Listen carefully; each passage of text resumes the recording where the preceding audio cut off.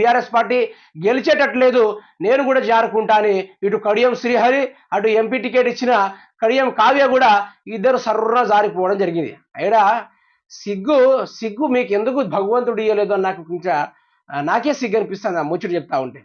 ఇంత సిగ్గు లేకుండా బతుకులేందో, ఇంత ఏందో అసలు. ప్రజల్ని పట్టించుకోవాల్సింది పోయి, ప్రజలకి న్యాయం చేయాల్సింది పోయి, ఏ పార్టీనైనా సరే చిరస్థాయిలో ఆ పార్టీలో ఉండి, పార్టీలో పోరాడి, పార్టీలో ప్రజల పక్షాన ఉండి నిలబడేటువంటి నాయకుడు అంటాడు. కానీ ఈరోజు బీఆర్ఎస్ పార్టీ ఓడిపోయేటట్టుంది, కాంగ్రెస్ పార్టీ అధికారంలోకి వచ్చేటట్టు ఉందని సవకా మాటలు విని అట్ని చీటిపోయే ఆయన వీళ్ళతో పెద్దగా ఊడబీకేది ఏం లేదు. వీళ్ళు ఉన్నా ఒకటే, ఊడబీకినా ఒకటే.